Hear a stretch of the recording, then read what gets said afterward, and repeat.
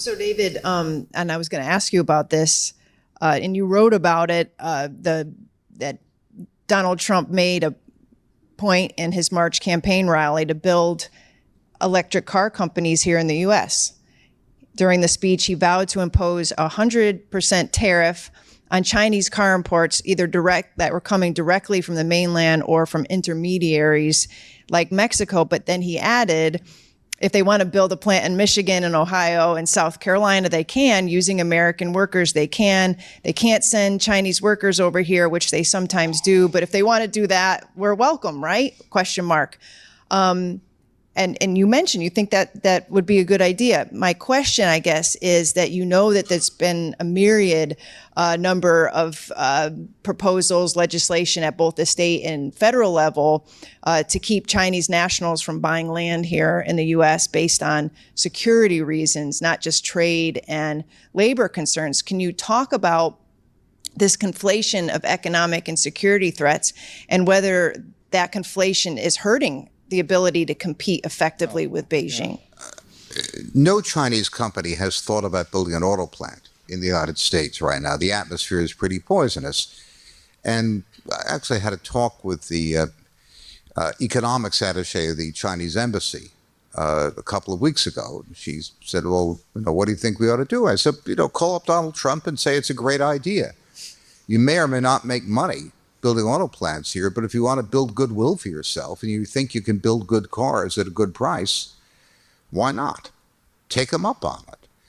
The Chinese bought something like 0.2% of American farmland. There are these headlines, $4 billion of American farmland, or $2 billion, whatever it was.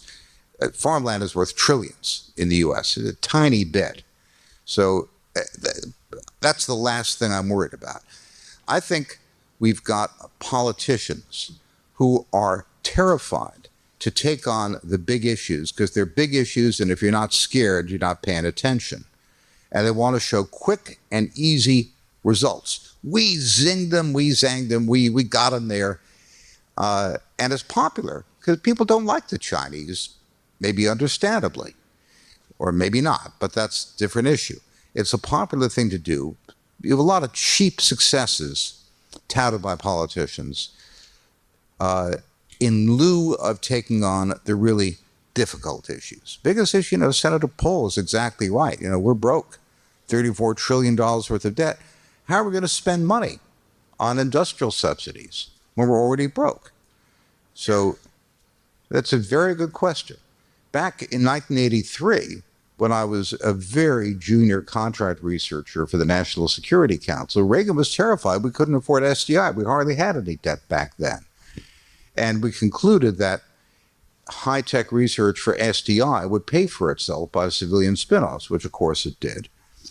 So these are tough issues, and I think there's a lot more smoke than fire, in short, to this farmland business. We don't like BYD or Geely Auto buying land for a plant. Let's just rent it to them. On the security situation, I'm probably a lot less worried than most people in the room about the possibility of a confrontation between the United States and China, simply because the industrial prowess which China has shown in EVs can also do things like mass manufacture cruise missiles. Chinese have produced videos showing plants that produce 1,000 cruise missile motors a day.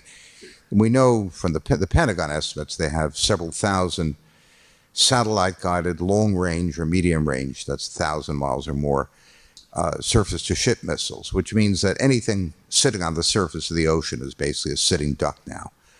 And they have an arbitrarily large number of cruise missiles, and they've got a home court advantage. A destroyer can easily intercept cruise missiles, but it can carry about 100 interceptors in its hold. The Chinese can shoot 100 interceptors at any arbitrary, 100 cruise missiles at any arbitrary ship they want. So I think the Pentagon knows very well that we're outgunned in the home theater of China, and they're not going to want to get into a confrontation of any kind.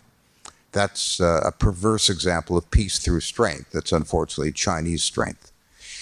Regarding the negative consequences of sanctions, I agree with my colleagues here. This is the dumbest thing anyone did since Napoleon imposed the continental system against the British in the early 1800s. It completely backfired.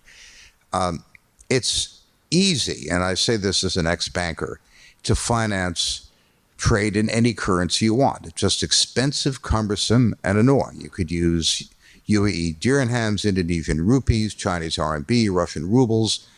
And if you're excluded from the dollar banking system, people will go to the extra expense of doing it. Normally, they wouldn't. The most important thing that we did with the Ukraine war was not just to force Russia into the arms of China, but to also force a great deal of European, particularly German industry into the arms of China, because the quadrupling of natural gas prices in Germany made BASF and other major chemical producers uneconomical, and it put a squeeze on the German auto sector. So 3 weeks ago, a dozen German CEOs, including the CEOs at BASF, Volkswagen, BMW, and Mercedes, frog marched Chancellor Olaf Scholz to Beijing and announced billions of dollars of investments in China. There's a near integration of the German auto sector now with the Chinese auto industry. And BASF now has more employees in China than it does in Germany. So we've really created a monster here. I'm just stunned by the stupidity of the Biden administration. And unpacking that will take a great deal of effort if we ever get around to it. So I guess I want to go back to the original theme is, can we compete with China in all the ways that you have just highlighted without pushing this security dilemma?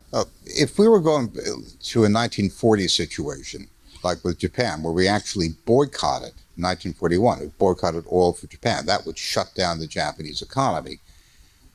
We basically forced them to put them in a position where they had to respond. That would be the equivalent of cutting off all chip technologies to China, every one of the different parts of chip manufacturing, all the chip software, not just the higher end stuff. We've given them enough wiggle room to work around, so it's not worth their going to the mattresses over it. I think this is a very ill-conceived policy. Machiavelli said, if you hurt somebody, better hurt them enough so they can't come back at you.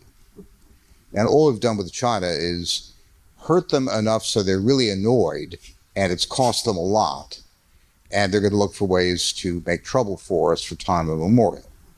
It's just a dumb thing to do, but it does not push them into, that by itself doesn't push them towards military action.